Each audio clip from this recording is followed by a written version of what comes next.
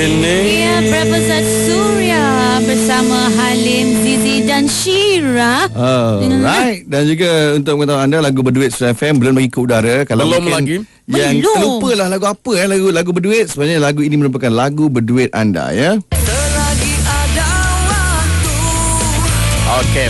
selagi ada rindu. Dan jangan hantar SMS sekarang. Jangan. Kerana Tunggu itu lagu tu ke iklan udara sepenuhnya. semata-mata. Okey. Alright, kita nak bersama dengan pemanggil sebenarnya dengan Hari Tentera Darat gini. Namanya Nuraini yang bersuamikan seorang askar juga sebenarnya. Okey. Jadi apakah pangkat suami anda? Meja. Oi, meja besi garang kan? Mak, saya dia je pun orang dah takut. Ya ke? Betul ke Ada kalau risai ke? orang kata kalau secara peribadi dia memang garang ke apa? Dia takut. Memang dia garang walaupun di luar dan di dalam. Takut. Okey. Jadi awak nak kongsikan apa hari ni?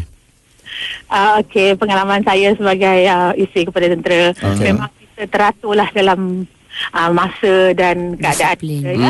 Maknanya kalau nak ke mana-mana pun anak-anak kena on time. Oh Dia tengok jam kau apa macam mana jam dia? Ya, jam dia memang jam betul-betul jam. Selalu sebab dia mesti pukul 20 dia tak Yalah, pukul dia 8 tak kan? kata bangun pukul 22 ke. Kan? 14 hours, 13 hours macam tu lah. Macam tu. Kami pakai juga kat sini untuk 3 hari. Lepas tu dah tak tahan nak convert. Tambat tangkap sikit. Senang je nak convert. Macam Tanya mana Lim, cara tanya dia? Lim.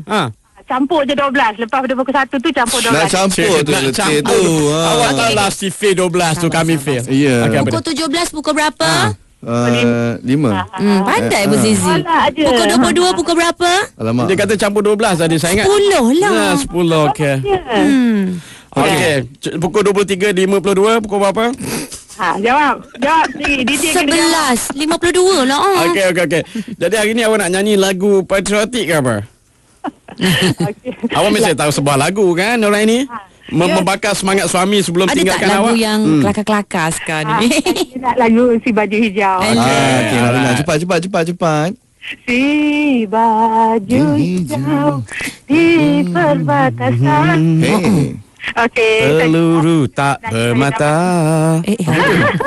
Awak ni Lagu dia orang lah. baru nak masuk lagu tu awak dah berhenti dah Aduh. orang ini.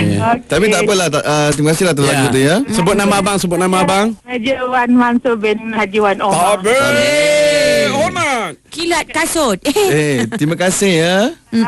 Nanti sudah. Nama apa tadi? Nama dia Wan Mansur. Itu macam bunyi ayah Wan Ajaib kita. Ya ke? Kalau betul mana itu mak dia lah tu. Kebetulan. Orang ni tu. Ya. Ajaib ni penerbit kami ni. Penerbit kita. Jadi Ya kalau Allah, anak anak tentera askar pun kita punya. kena ucap ingat-ingatlah. Semak ada tentera ya. Patutlah Wan macam itu ya, berjalan berkawat ya macam tu. Okey, Syirah ready Syirah? Okey, apa dia? Berat.